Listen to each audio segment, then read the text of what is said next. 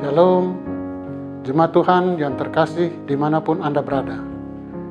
Terima kasih sudah bergabung bersama kami di ibadah online Minggu 9 Agustus 2020.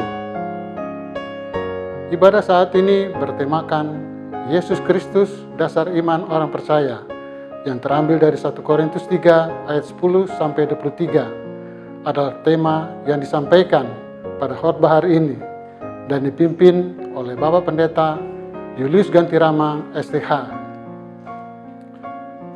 Supaya tertib dan hikmat jalannya ibadah ini, maka dimohon untuk saudara tidak mengaktifkan seluler phone termasuk alat komunikasi lainnya. Sebelum ibadah dimulai, jemaat dapat mengisi formulir daftar hadir peserta ibadah pada link yang telah di-share oleh majelis jemaat. Dapat mengklik dan langsung mengisi formulir daftar hadir. Anda dapat juga mengisi daftar hadir ini buat anggota keluarga lainnya yang mengikuti ibadah pada saat ini. Sebagai informasi bahwa walaupun saat ini kita ada di masa pra-new normal yang telah disampaikan pihak pemerintah, di mana sudah dibuka kembali semua fasilitas umum. Namun bagi jemaat industri, yaitu jemaat GKI Bethlehem Kuala Kencana, tetap menunggu dan mengikuti saran yang ada di area perusahaan PT Freeport Indonesia sampai waktu yang akan disampaikan, dan tetap tertib mematuhi protokol pandemi COVID-19 sesuai prosedur yang berlaku. Tim New Normal telah memastikan semua peralatan yang terpasang serta material akan digunakan sesuai prosedur kesehatan sebelum gereja dibuka kembali untuk jemaat beribadah. Saat ini umat Tuhan masih tetap beribadah dan berdoa dalam rumah masing-masing dengan mengikuti protokol yang sudah diatur oleh pemerintah sebagai mitra gereja. Informasi lain adalah kegiatan gereja tengah minggu seperti ibadah persekutuan, anggota muda, persekutuan wanita, dan persekutuan kaum bapa minggu ini tetap dilaksanakan secara online melalui channel ini. Untuk ibadah PAM pada hari Rabu malam tepat jam 7 malam. Untuk ibadah PW dan PKB pada hari Kamis malam tepat jam 7 malam. Kami menyediakan ibadah sekolah minggu PAR via Google Meet tiap hari Jumat sore. Sementara ibadah untuk kelas remaja dan remaja Alkitab dilaksanakan tetap hari Minggu sore via Google Meet. Saudara bisa menghubungi kakak pengasuh sesuai kelas anak saudara untuk mendapatkan informasi, meeting ID, beserta passwordnya. Panitia Pemilihan Majelis periode 2021-2026 juga menyampaikan terima kasih dan memohon kerjasama seluruh sida jemaat yang telah bersedia mengikuti penjaringan dalam pemilihan pada tahap pertama nanti. Bagi Anda yang mau memberikan persembahan, baik perpuluhan maupun diakonia, Anda bisa memberikannya melalui nomor rekening bank BRI 188 001 000 002 066 ditujukan kepada GKI Bethlehem Kuala Kencana atau kepada majelis jemaat terdekat. Jika Bapak Ibu ingin mendapatkan informasi pelayanan ibadah, silakan Bapak Ibu menghubungi call center kami ini, yaitu 0812 4709 7662 atau 0812 4755 2889. Informasi tentang kegiatan gereja minggu ini, saudara bisa menyaksikan langsung atau siaran ulang ibadah raya melalui channel YouTube dengan nama ibadah online GKI Bethlehem Kuala Kencana. Jangan lupa untuk tekan tombol like atau subscribe dan nyalakan lonceng notifikasi saudara, sehingga saudara tidak ketinggalan update video terbaru dari kami. Kami mengucapkan terima kasih kepada jemaat yang telah berpartisipasi mengisi puji-pujian, pemain musik, song leader, tim multimedia, dan para majelis yang terlibat mendukung jalannya ibadah ini. Demikian informasi pagi ini. Kita akan bertemu kembali di channel Ibadah Minggu berikutnya. Selamat mengikuti ibadah Minggu.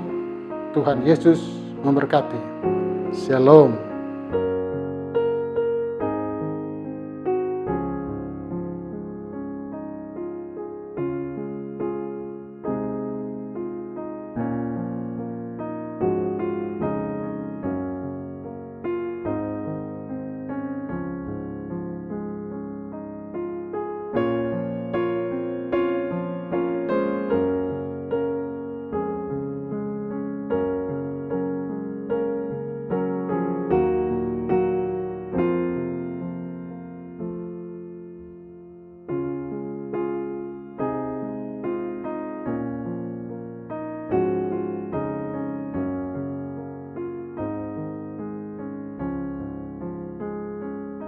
Shalom dan selamat hari Minggu.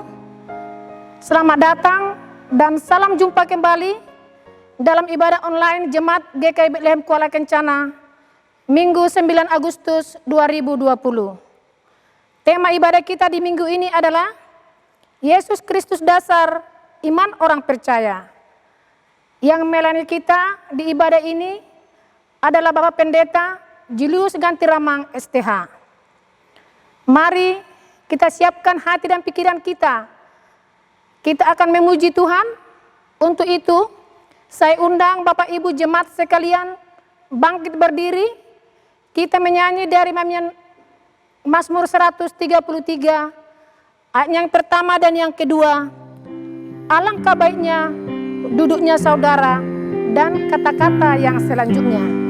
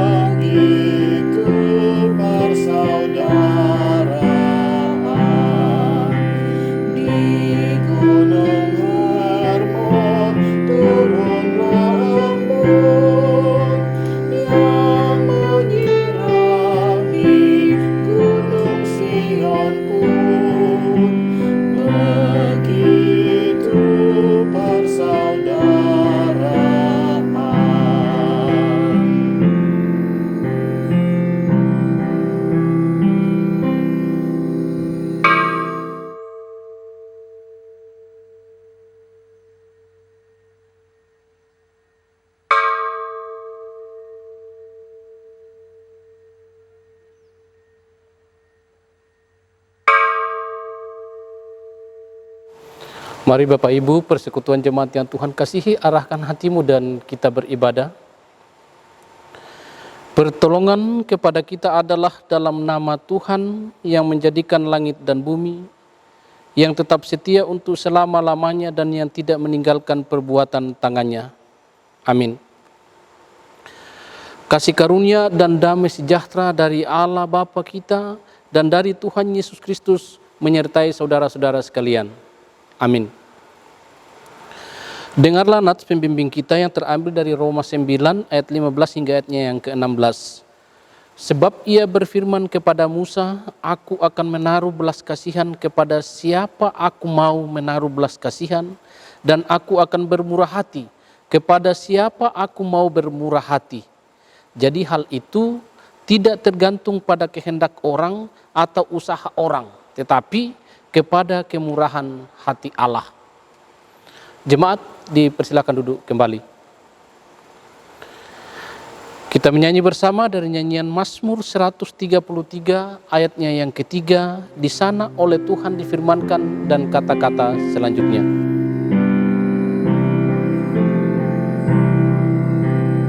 Di sana oleh Tuhan difirmankan berkat yang itu dan dianugerahkan salam dan hidup yang kekal.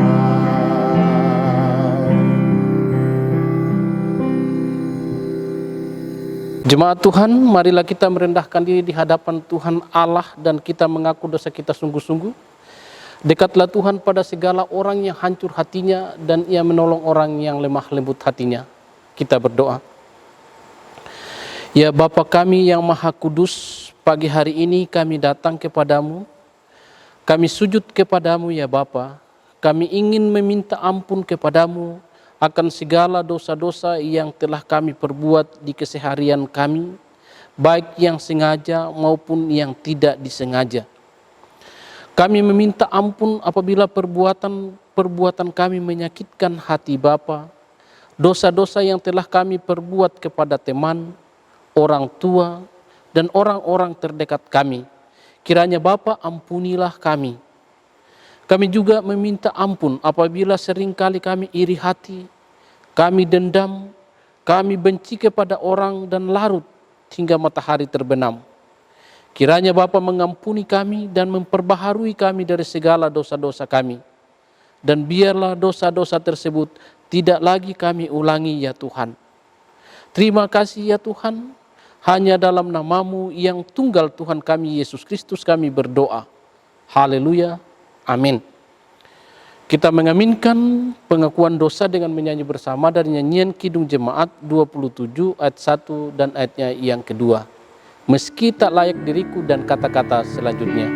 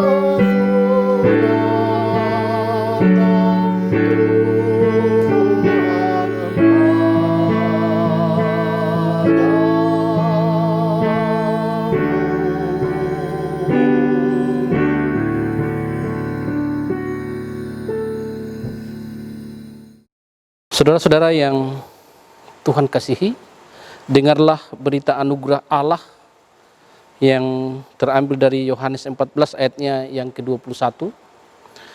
Barang siapa memegang perintahku dan melakukannya, dialah yang mengasihi aku. Dan barang siapa mengasihi aku, ia akan dikasihi oleh Bapakku, dan aku pun akan mengasihi dia dan akan menyatakan diriku kepadanya. Kita mengaminkan pemberitaan keampunan dengan menyanyi bersama dari nyanyian Kidung Jemaat 33 ayat 3 dan ayatnya yang keempat. Kau panggil diriku, dan kata-kata selanjutnya.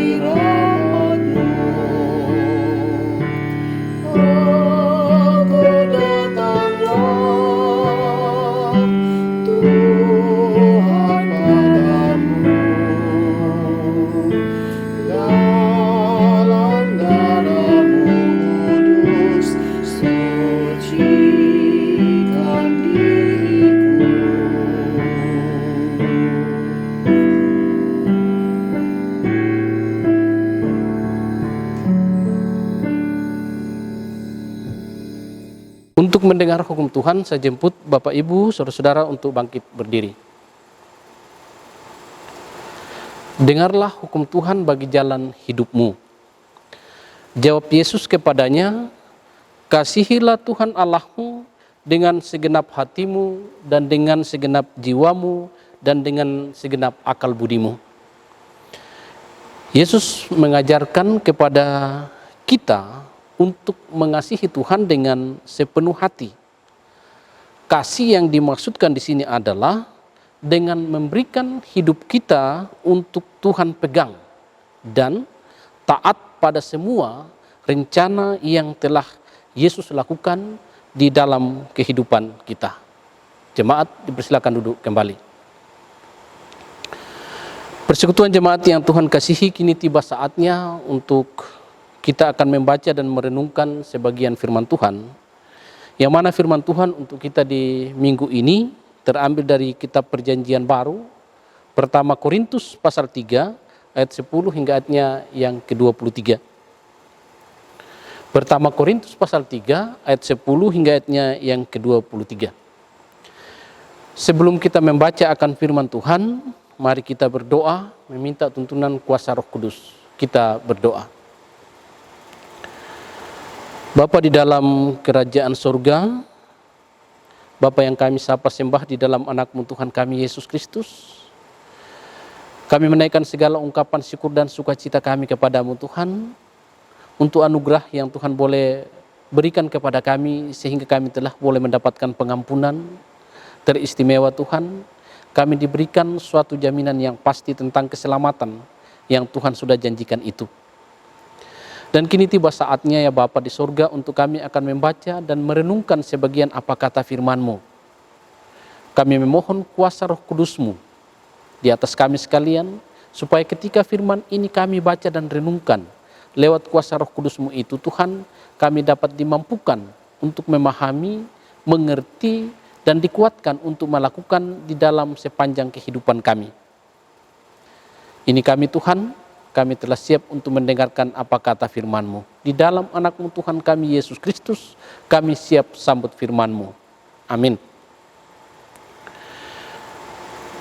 Firman Tuhan dari pertama Korintus 3 ayat 10 hingga ayatnya yang ke-23 berbunyi demikian. 1 Korintus 3 ayatnya yang ke-10 sampai yang ke-23 dengan perikop dasar dan bangunan. Sesuai dengan kasih karunia Allah yang dianugerahkan kepadaku, aku sebagai seorang ahli bangunan yang cakap telah meletakkan dasar, dan orang lain membangun terus di atasnya. Tetapi tiap-tiap orang harus memperhatikan bagaimana ia harus membangun di atasnya.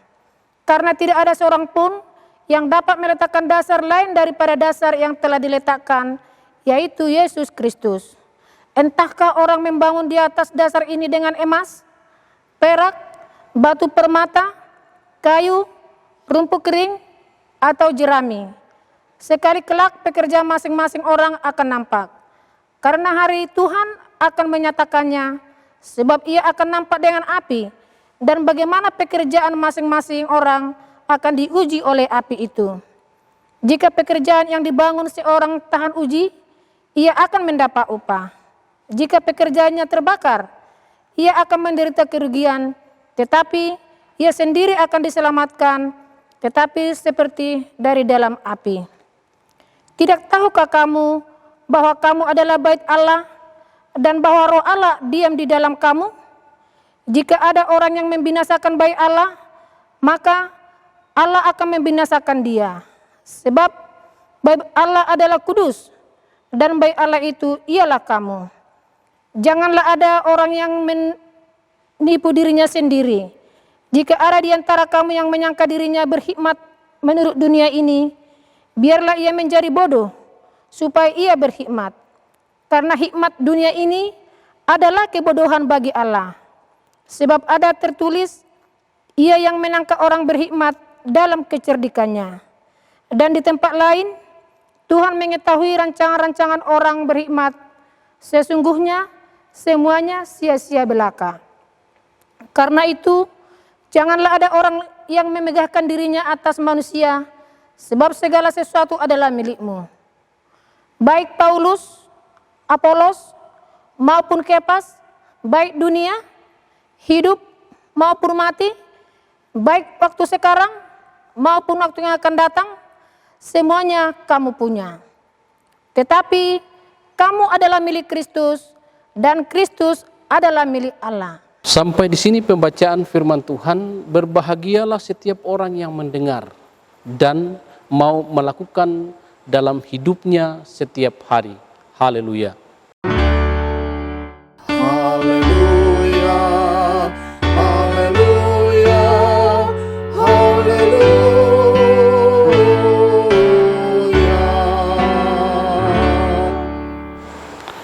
Persekutuan yang Tuhan Yesus Kristus kasihi, marilah kita akan memberikan persembahan. Ingat firman Tuhan dari Lukas 12 ayat yang ke-48b yang mengatakan bahwa setiap orang yang kepadanya diberi banyak, daripadanya akan banyak dituntut, dan kepada siapa yang banyak dipercayakan, daripadanya akan lebih banyak lagi dituntut. Kita mengiringi persembahan syukur kita ini dikumpulkan dengan menyanyi bersama dari nyanyian rohani 132 ayatnya yang pertama dan ayatnya yang kedua. Ya Tuhan murah-Mu baka, dan kata-kata selanjutnya.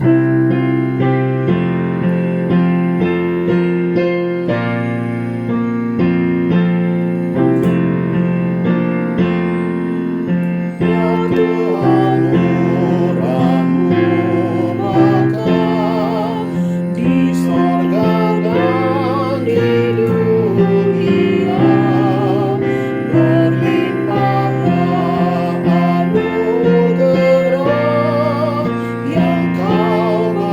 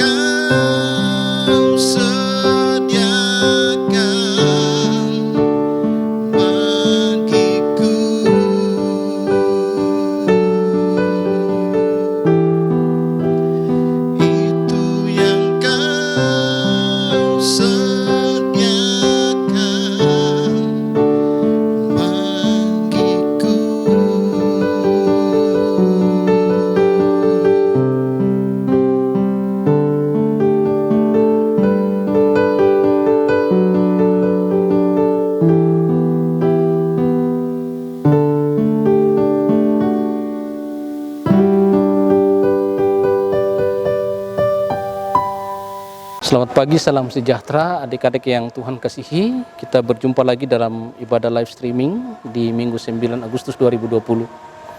Pembacaan kita di saat ini terambil dari kitab Perjanjian Baru, pertama Korintus 3 ayat 10 hingga ayat yang ke-23 dengan perikop dasar dan bangunan, dan oleh gereja memberikan tema Yesus Kristus, dasar iman orang percaya. Saudara-saudara yang terkasih dalam Tuhan kita Yesus Kristus, Korintus adalah sebuah kota kuno di Yunani dalam banyak hal. Merupakan kota metropolitan Yunani yang terkemuka pada zaman Paulus. Ciri khas dari kota Korintus ini adalah kebinekaan masyarakatnya.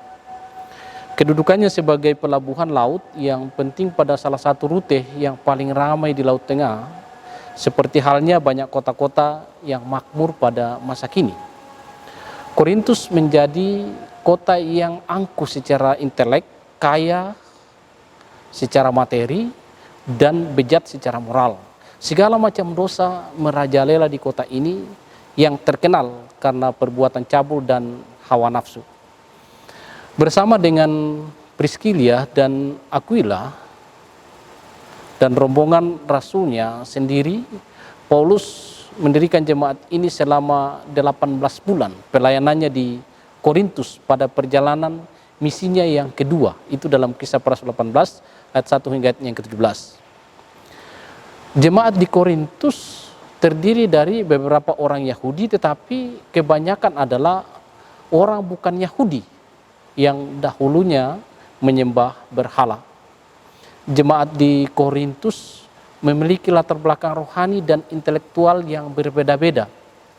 Masing-masing membawa ide dan gagasan yang berlainan.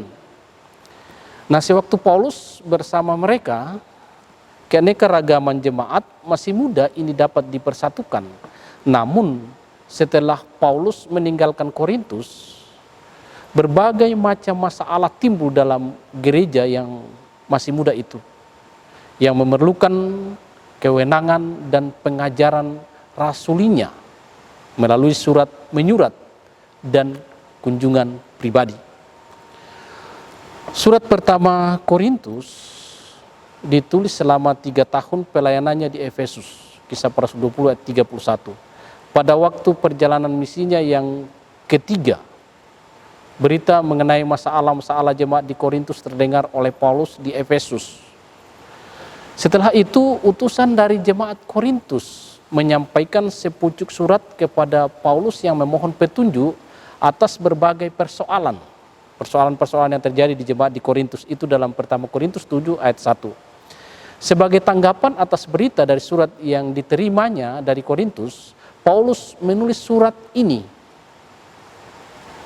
Jemaat di Korintus pecah menjadi kelompok. Kelompok pertama yaitu kelompok Paulus. Kelompok ini mendengar khutbah Paulus tentang kemerdekaan Kristen dan menyimpulkan bahwa mereka yang dapat hidup sesuka mereka. Padahal Paulus menekankan bahwa beritanya tidak melepaskan kewajiban moral, melainkan harus menjalankan. Kelompok yang kedua yaitu kelompok Kefas atau legalis. Mereka berpendapat bahwa hukum Taurat harus juga dijalankan secara ketat. Berbeda dengan kelompok Paulus. Kebanyakan mereka adalah orang Yahudi atau juga non-Yahudi yang menjalankan hukum Taurat. Kelompok yang ketiga yaitu kelompok Apolos atau kelompok filsuf. Kelompok ini mengikuti pandangan Yunani yang klasik. Apolos disebutkan dalam Kisah Para Rasul 18 ayat 24 hingga ayat yang ke-26, di mana ia adalah orang Yahudi dari Alexandria, seorang yang fasih dan mahir dalam soal kitab suci. Apolos fasih dalam menafsirkan kitab suci berdasarkan gagasan-gagasan filsuf Yunani klasis. Dengan sendirinya ia dapat diterima oleh orang Kristen di Korintus yang mempunyai latar belakang filsuf Yunani. Lalu kelompok yang keempat adalah kelompok Kristus atau mistik. Kelompok yang menganggap dirinya di atas kelompok-kelompok lain yang berpusat pada pribadi-pribadi orang biasa. Mereka menghendaki hubungan langsung dengan Kristus sendiri. Sama seperti hubungan mistik yang telah mereka alami secara langsung dengan dewa-dewa dalam agama timur. Jemaat di Korintus mengalami perpecahan di dalam jemaat akibat perbedaan pandangan. Perbedaan ini mengakibatkan suasana yang merusak dan tidak membangun iman setiap orang yang percaya di Korintus pada saat itu. Perbedaan pandangan ini misalnya, kaum Liberti atau kaum Paulus menyatakan mereka mengikuti Paulus dan mengajak seluruh jemaat supaya jangan cemas terhadap terjadinya pencabulan terang-terangan. Pertama Korintus 5 ayat 1 hingga ayat yang ke-13. Lalu yang kedua, kaum legalistik atau kaum Kefas mempermasalahkan mengenai masalah makanan-makanan yang telah dipersembahkan di kuil kafir sebelum dijual kepada umum. Yang ketiga, kaum filsuf Apolos menyatakan bahwa mereka memiliki hikmat yang lebih unggul dari apapun yang pernah disampaikan Paulus. Pertama Korintus 1 ayat 18 hingga ayat yang ke-25. Yang keempat, kaum mistik menyatakan bahwa kebangkitan Kristus telah berlangsung dan mereka telah dibangkitkan secara mistik bersama-sama Kristus sehingga tidak perlu cemas akan kegiatan-kegiatan cabul yang dilakukan. Dalam pertama Korintus 15 ayat 12 hingga ayatnya ke-19. Saudara-saudara di dalam Tuhan Yesus Kristus. Oleh karena itu, pada pembacaan kita kali ini atau teks kita kali ini, Paulus hendak menegur setiap kelompok yang berkembang di Korintus. Paulus menyatakan bahwa hanya Kristus sebuah jawaban, bukan Paulus, Apolos, atau Kefas. Paulus menyatakan bahwa salib Kristus dan kebangkitannya adalah paling utama dalam usaha mengerti iman Kristen. Pertama Korintus 15 ayat 3-7. Jadi Paulus mengulangi beritanya kembali karena tidak ada seorang yang dapat meletakkan dasar lain daripada dasar yang telah diletakkan, yaitu Yesus Kristus. Pertama Korintus 3 pada ayatnya yang ke-11. Dasar dan bangunan. Demikian perikop pembacaan kita saat ini. Mari Bapak Ibu persekutuan yang Tuhan kasihi, kita akan lihat ayat demi ayat. Ayatnya yang ke-10. Sesuai dengan kasih karunia Allah yang dianugerahkan kepadaku, aku sebagai seorang ahli bangunan yang cakap, telah meletakkan dasar dan orang lain membangun terus di atasnya, tetapi tiap-tiap orang harus memperhatikan bagaimana ia harus membangun di atasnya. Kemasyuran Paulus adalah hadiah yang bukan karena jasanya, melainkan karena kasih karunia Allah semata.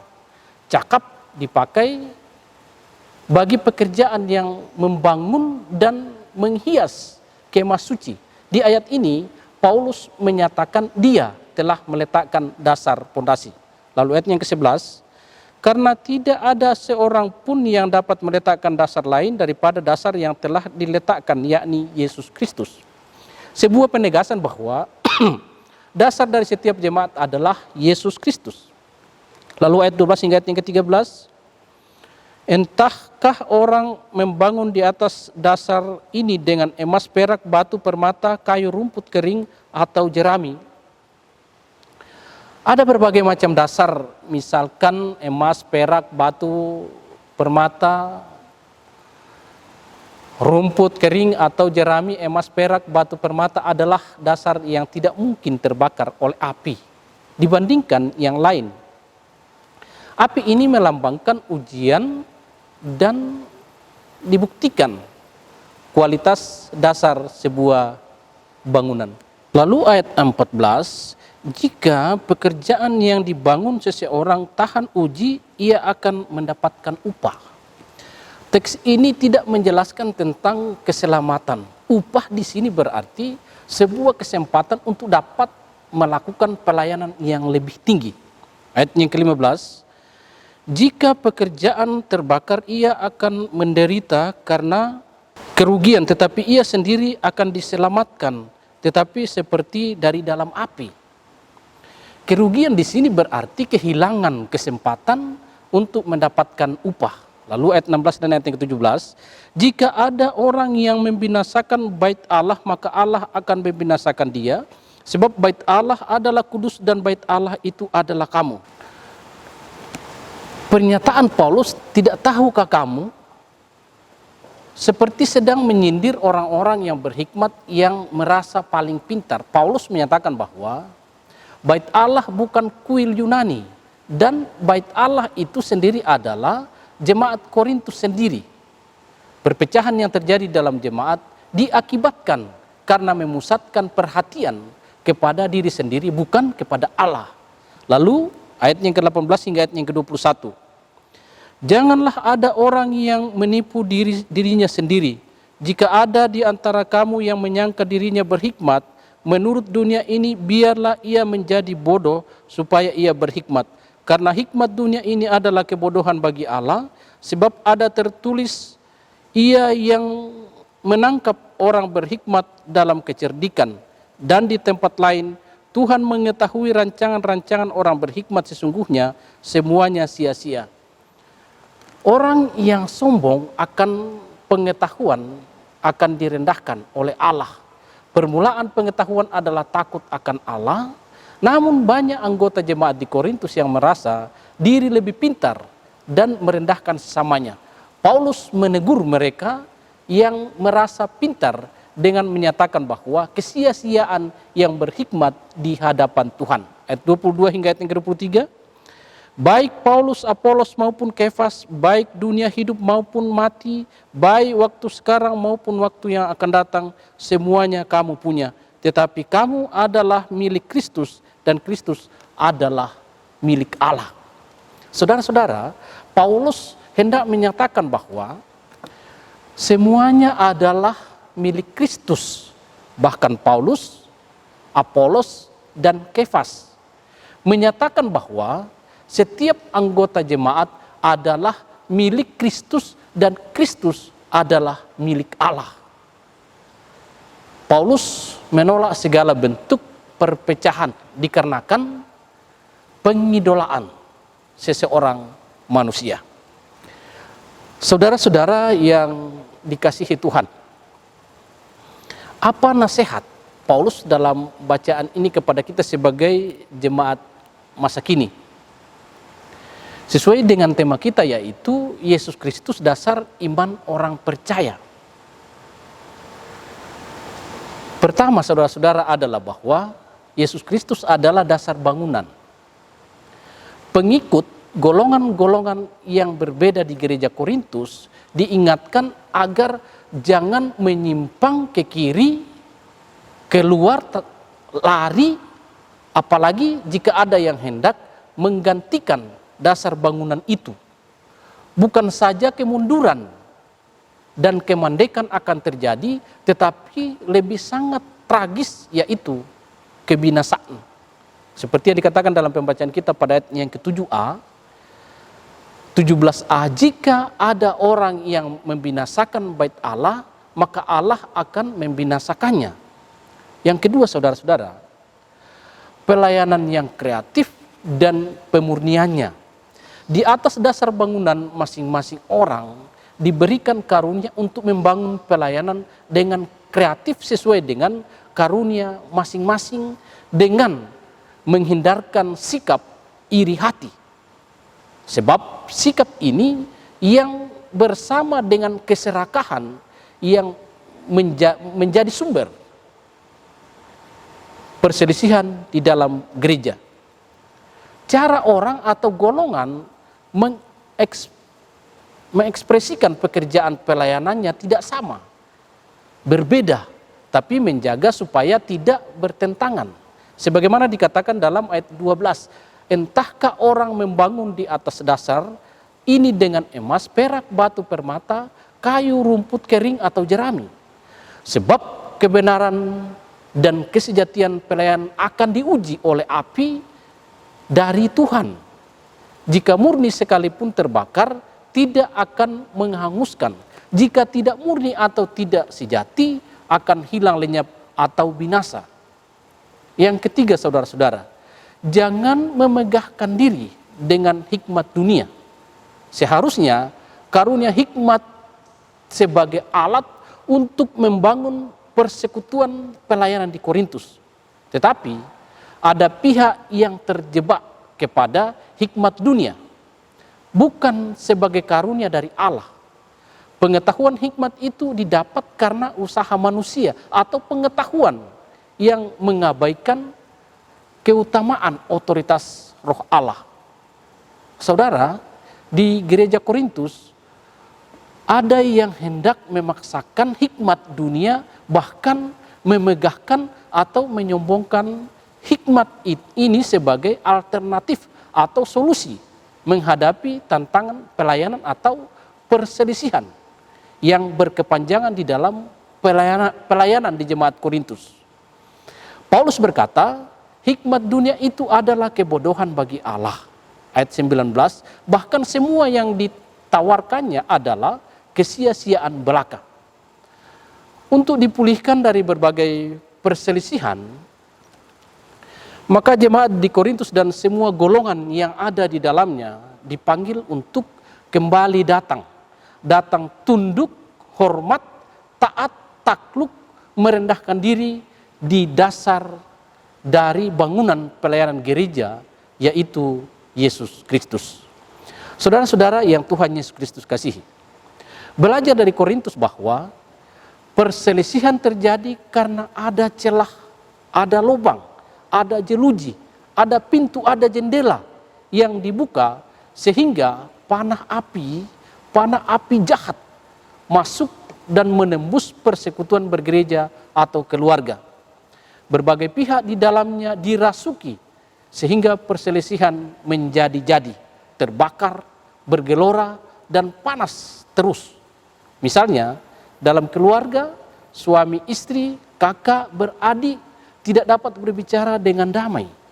Seolah-olah ada yang memisahkan, ada tembok yang menutupnya, ada jurang yang membatasinya.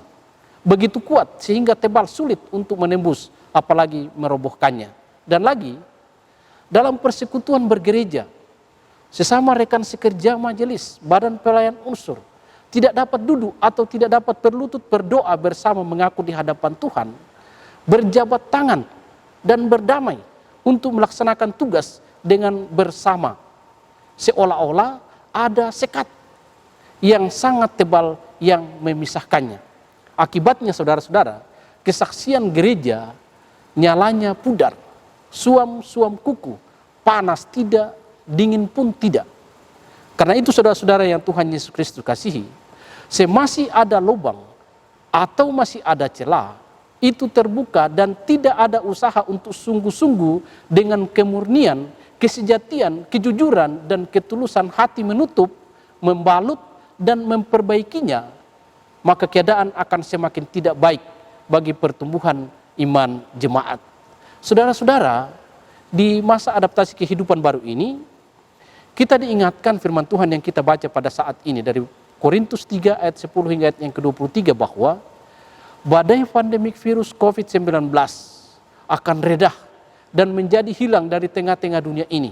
Indonesia, Papua, Timika, dan Jemaat Bethlehem Kuala Kencana, tatkala kita mau semua sebagai tokoh agama, tokoh adat, pemerintah, dan semua pihak atau golongan mau datang tunduk dan merendahkan diri dengan hati di dasar bangunan pelayanan, yaitu Yesus Kristus.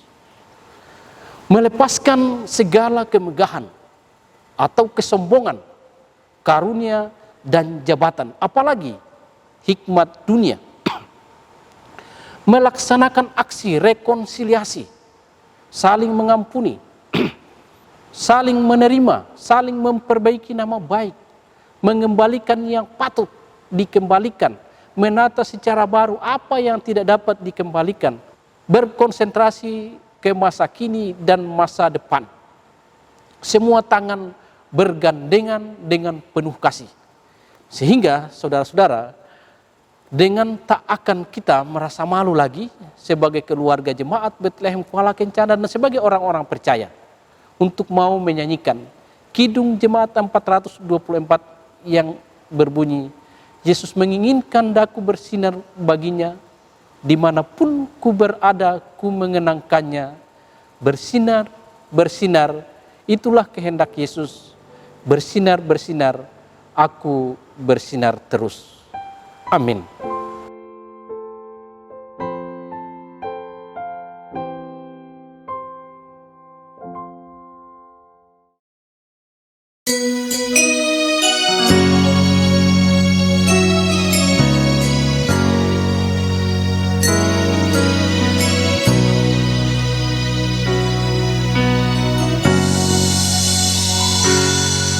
Tak kuasa ku melangkah, arungi jalan hidupku ini, terbeban dengan segala dosa-dosa yang menyakiti hatimu, Tuhan. Namun kasih-Mu yang besar, kemurahan-Mu melimpah bagi diriku ini. Cinta-Mu Tuhan dan kasih-Mu Tuhan, aku diselamatkan.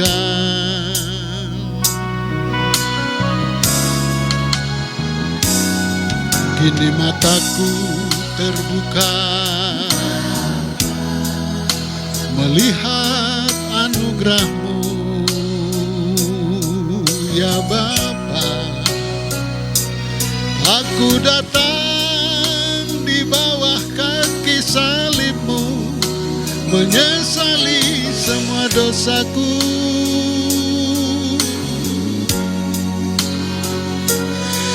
Angkatlah daku ya Tuhan, lepaskan daku ya Bapa dari fitnah dunia ini. Cinta-Mu Tuhan dan kasih-Mu Tuhan, aku diselamatkan.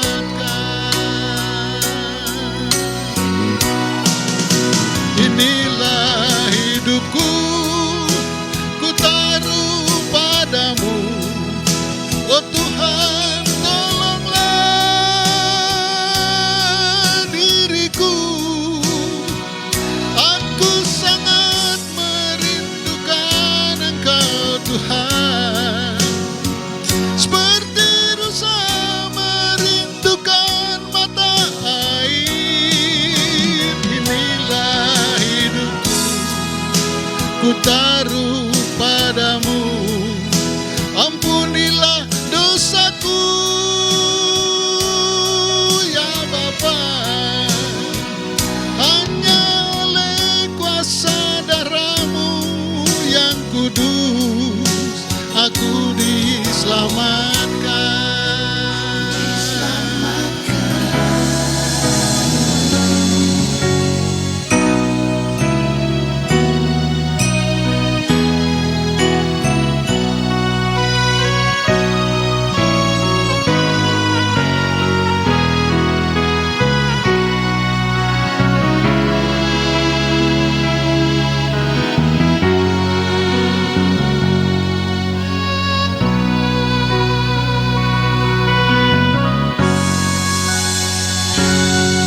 Kini mataku terbuka, melihat anugerah-Mu, ya Bapa. Aku datang di bawah kaki salib-Mu, menyesali semua dosaku.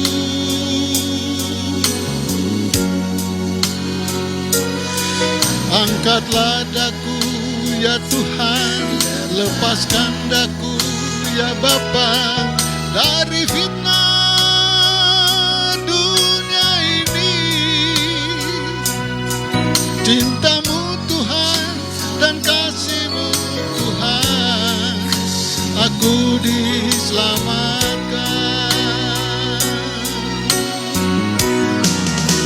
Inilah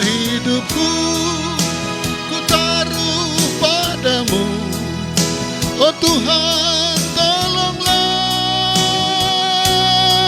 diriku. Aku sangat merindukan Engkau Tuhan, seperti rusa merindukan mata air. Inilah hidupku, ku taruh padamu. Ampunilah dosaku ya Bapa, hanya oleh kuasa darah-Mu yang kudus aku diselamatkan. Inilah hidupku, ku taruh padamu. Oh Tuhan, tolonglah diriku. Aku sangat merindukan Engkau Tuhan, seperti rusa merindukan mata air. Inilah hidupku, ku taruh padamu. Ampunilah dosaku ya Tuhan, hanya oleh darah-Mu yang kudus aku diselamatkan.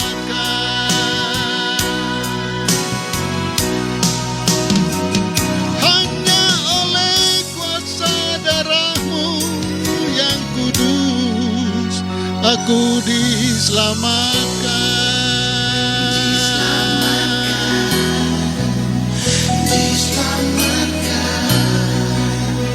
Oh Tuhan.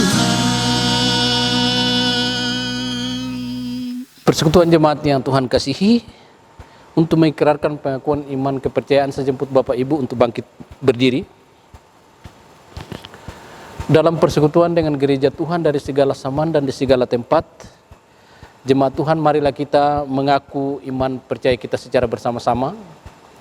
Aku percaya kepada Allah Bapa yang Maha Kuasa, Khalik langit dan bumi, dan kepada Yesus Kristus, anaknya yang tunggal Tuhan kita, yang dikandung daripada Roh Kudus, lahir dari anak darah Maria, yang menderita di bawah pemerintahan Pontius Pilatus, disalibkan, mati dan dikuburkan, turun ke dalam kerajaan maut. Pada hari yang ketiga, bangkit pula dari antara orang mati, naik ke sorga, duduk di sebelah kanan Allah Bapa yang Maha Kuasa, dan akan datang dari sana untuk menghakimi orang yang hidup dan yang mati. Aku percaya kepada Roh Kudus, gereja yang kudus dan am, persekutuan orang kudus, pengampunan dosa, kebangkitan daging, dan hidup yang kekal. Amin. Kita aminkan dengan nyanyian rohani 77, ayatnya yang pertama, ku percaya Allah Bapa, dan kata-kata selanjutnya.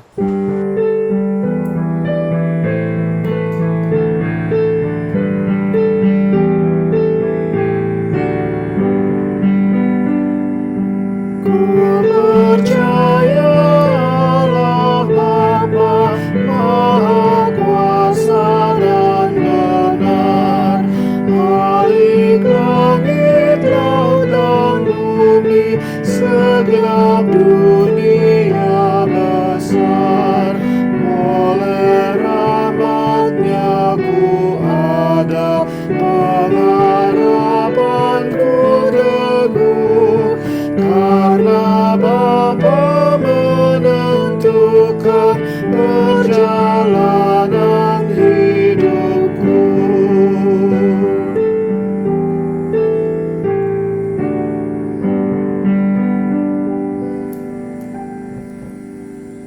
Jemaat dipersilakan duduk kembali. Bapak Ibu Saudara yang Tuhan kasih, mari kita masuk dalam doa syafaat. Kita berdoa. Bapa di surga, terima kasih sudah menyertai kami di hari yang kudus ini, untuk dapat memuliakan nama-Mu, dan bahkan dilayakkan untuk boleh duduk di seputar firman yang telah kami pelajari bersama-sama. Tuhan, sempurnakan firman ini supaya firman ini dapat menjadi bahagian di dalam kehidupan kami, untuk kami menjadikan pedoman di dalam langkah kehidupan kami di dalam akan memasuki minggu kerja yang baru. Berkati persekutuan jemaat yang kepala rencana Tuhan, berkati kami dalam seluruh tugas dan tanggung jawab kami, biarlah lewat kuasa Roh yang kudus Tuhan, kami terus dapat dimampukan melakukan setiap pekerjaan-pekerjaan yang Tuhan sudah kerjakan kepada kami. Kami sebagai pegawai negeri, TNI, Polri, tani dan nelayan, karyawan, dan pekerjaan apapun yang Tuhan sudah kerjakan kepada kami, biarlah Tuhan terus memampukan kami untuk melakukan semua pekerjaan itu, supaya Tuhan kami melakukan pekerjaan itu dengan selalu mengandalkan akan Tuhan sendiri. Kami juga berdoa Bapa di surga untuk tugas-tugas rutinitas yang Tuhan kerjakan kepada kami di dalam rumah tangga kami masing-masing. Kami sebagai imam kepala rumah tangga, Tuhan berkati kami supaya kami dapat disambutkan untuk membawa keluarga-keluarga kami kepada pengajaran yang benar untuk kehendak Tuhan sendiri. Kami juga Tuhan sebagai ibu rumah tangga, Tuhan tambah-tambahkan hikmat kepada kami supaya kami dapat menata layani keluarga kami masing-masing, dan biarlah penata layanan yang kami lakukan itu dapat menghadirkan shalom damai sejahtera di dalam kehidupan keluarga kami pribadi lepas pribadi. Kami juga berdoa Bapa di surga untuk anak-anak yang Tuhan sudah titipkan kepada kami. Kami berdoa untuk mereka yang masih ada dalam pertumbuhan, berikan pertumbuhan yang baik Tuhan. Yang sementara dalam bangku pendidikan, jenjang paling terendah sampai ke perguruan tinggi, kami juga berdoa Tuhan menyertai mereka sekalian. Kami juga berdoa Bapa di surga untuk anak-anak kami yang sementara mencari pekerjaan. Tuhan memberikan kemudahan kepada mereka, supaya lewat kemudahan itu mereka boleh mendapatkan pekerjaan, dan biarlah mereka akan melakukan pekerjaan itu dengan penuh sukacita dan penuh tanggung jawab. Terkhusus Tuhan kami juga mau berdoa untuk anak-anak kami yang akan memasuki jenjang pendidikan yang lebih tinggi, yang sudah mengikuti ujian-ujian, tes-tes dimanapun mereka akan melanjutkan studinya. Kami berdoa untuk mereka. Tuhan tolong memberikan kemudahan, dan biarlah Tuhan campur tangan di dalam seluruh usaha kerja yang mereka lakukan, supaya mereka Tuhan dapat mendapatkan apa yang terbaik untuk mereka dan jenjang dimanapun mereka akan melanjutkan studinya. Bapak di surga, kami juga berdoa untuk jemaat kami yang saat ini mengalami kelemahan tubuh karena sakit. Kami memohon jamahan kuasa Roh yang kudus itu menjamah mereka, supaya mereka dapat pulih dan sehat dari sakit yang mereka derita. Kami juga berdoa Bapa di surga untuk jemaat kami yang sementara dalam pemulihan saat ini. Tuhan mengucapkan tangan supaya mereka dapat pulih secara total dari sakit apapun yang mereka derita. Kami juga berdoa Bapa di surga untuk jemaat kami yang saat ini mereka yang sementara dalam kebutaan. Tuhan, tolong hiburkan mereka supaya mereka dapat bangkit dari kebutaan yang mereka alami saat ini. Kami juga berdoa Bapa dan Kerajaan surga untuk jemaat kami yang lansia, biar Tuhan terus menjaga hidup mereka sekalian. Kami berdoa untuk anak yatim piatu, jaga juga Tuhan mendampingi mereka di dalam menjalani kehidupan yang Tuhan masih percayakan, supaya kesempurnaan dan kehidupan mereka dapat didapatkan Tuhan atas pendampingan yang berasal dari Tuhan sendiri. Bapa dan Kerajaan surga, kami juga berdoa untuk perusahaan di mana kami ada, PT Freeport Indonesia, kontrak dan privatisasi, dalam seluruh program-program kerja mereka. Kami memohon Tuhan jaga lindungi perusahaan ini, biarlah perusahaan ini boleh terus berjalan sesuai dengan apapun yang mereka telah programkan, supaya semuanya boleh berjalan dengan baik, dan pada akhirnya Tuhan, perusahaan ini dapat menjadi saluran berkat kepada lebih banyak orang, terkhusus Tuhan yang ada di atas tanah miliknya di tempat ini. Kami juga berdoa untuk pimpinan mereka, tambahkan hikmat kepada mereka sekalian, supaya dengan hikmat marifat surgawi yang berasal dari Tuhan, sebagai pimpinan mereka dapat mengambil setiap keputusan yang terbaik untuk seluruh karyawan yang ada. Dan tanpa juga Tuhan, kami berdoa untuk keluarga mereka, seluruh karyawan dan keluarganya dimanapun mereka berada. Kami berdoa Tuhan jaga lindungi mereka sekalian, jauhkan mereka dari sakit, penyakit, bahkan maut sekalipun. Biarlah mereka Tuhan dapat mengerjakan pekerjaan yang Tuhan sudah percayakan sebagai karyawan dengan penuh sukacita dan penuh tanggung jawab. Kami juga berdoa untuk pemerintah kami mulai dari pusat sampai daerah-daerah. Tuhan memberkati mereka sekalian dalam tugas bertanggung jawab. Terlebih khusus Tuhan kepada para medis yang sementara melakukan pekerjaan yang Tuhan percayakan di dalam menghambat lajunya COVID-19. Biarlah Tuhan menjaga melindungi mereka supaya lewat tugas dan tanggung jawab mereka yang sementara mereka kerjakan saat ini, Tuhan, mereka dapat menghambat lajunya COVID-19 untuk terus bertambah dari waktu ke waktu. Kami juga berdoa untuk mereka yang sudah terinfeksi dari sudah terkena wabah COVID-19 ini, yang terbaru saat ini kan di setiap rumah sakit, bahkan di penampungan-penampungan yang sudah disiapkan. Kami juga berdoa Tuhan buat mujizat untuk mereka dapat sehat atau pulih dari sakit COVID-19 yang derita saat ini. Bapa dalam kerajaan surga, kami juga mau berdoa untuk kota di mana kami ada, kota Timika dan Kuala Kencana. Tuhan menjaga dari kedua kota ini, supaya setiap kami yang ada di atas kedua kota ini Tuhan dapat merasakan kedamaian kesejahteraan. Biarlah kesejahteraan dan kedamaian itu Tuhan kami boleh rasakan supaya kami dapat mendapatkan kenyamanan dalam melakukan setiap pekerjaan-pekerjaan yang Tuhan sudah percayakan kepada kami. Bapa dalam kerajaan surga, kami juga berdoa untuk gerejamu, gereja Kristen di Tanah Papua di masa-masa sukar sekarang ini, di adaptasi kehidupan baru ini. Kami berdoa untuk pimpinan-pimpinan gereja, ketua sinode dan seluruh staf, ketua kelas dan seluruh staf, bahkan semua hamba-hamba Tuhan yang ada di atas tanah ini. Tuhan dengan cara-Mu sendiri telah memanggil, karena itu kami mohon lengkapilah mereka Tuhan, supaya kelengkapan yang berasal dari Tuhan di dalam situasi dan kondisi yang kami hadapi saat ini, mereka terus diberikan ketabahan, kekuatan, bahkan ditambah-tambahkan hikmat-Mu Tuhan, untuk dapat melakukan tugas dan tanggung jawab yang betul-betul Tuhan membawa kami suatu perubahan yang sama sekali tidak pernah kami bayangkan. Kami hanya mengandalkan Engkau Tuhan dalam menjalankan setiap tugas yang Tuhan sudah percayakan.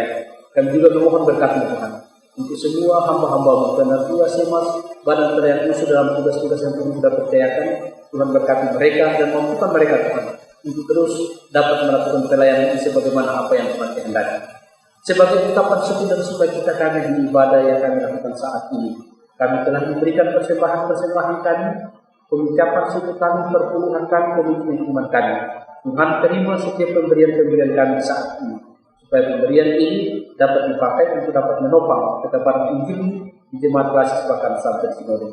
Dan terimalah kami semua Tuhan yang beribadah di saat ini sebagai persembahan hidup yang berbahagia di hadapan-Mu. Di dalam nama Tuhan kami Yesus Kristus kami membawa persembahan kami. Haleluya, amin. Jemaat yang Tuhan kasihi, kita akan akhiri ibadah kita dengan menyanyi bersama dari nyanyian Yohanes 167 ayat 1 dan 2 kita nyanyikan dalam keadaan duduk, dan ayat yang ketiga kita nyanyikan dalam keadaan berdiri. Nyanyian Yohanes 167 ayat 1 dan 2 dalam keadaan duduk, dan ayat yang ketiga kita nyanyikan dalam keadaan berdiri. Di atas satu alas dan kata-kata selanjutnya.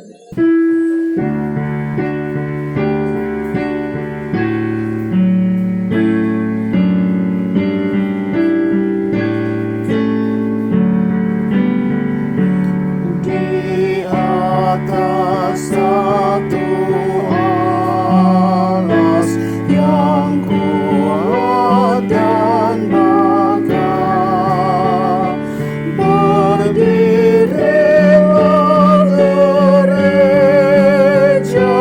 di tengah dunia, yaitu Yesus Kristus yang telah menjadikan jemaat dengan sabda dan air baptisan.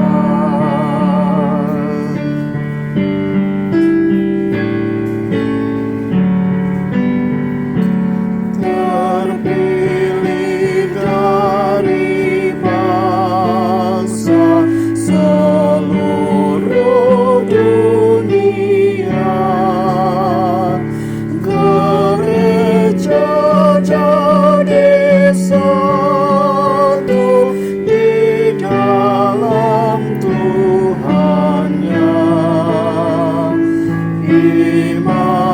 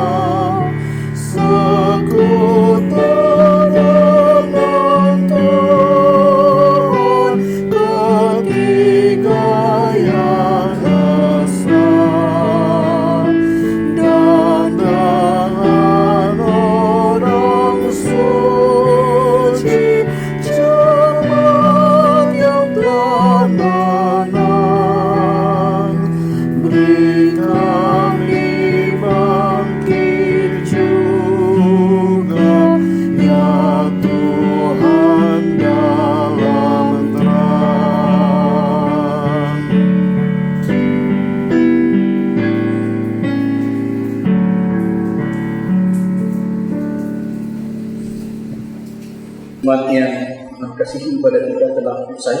Oleh karena itu, marilah kita arahkan hati kita kepada Tuhan serta terimalah curahan berkat-Nya. Kiranya Allah yang Maha Kuasa, Bapa, Anak, dan Roh Kudus, sumber segala kebaikan dan kehidupan, mencurahkan berkat-Nya kepada semua ciptaannya, juga kepadamu dan keluargamu, sehingga hidupmu dapat menjadi berkat bagi banyak orang dan senantiasa memuliakan Bapa di surga. Amin.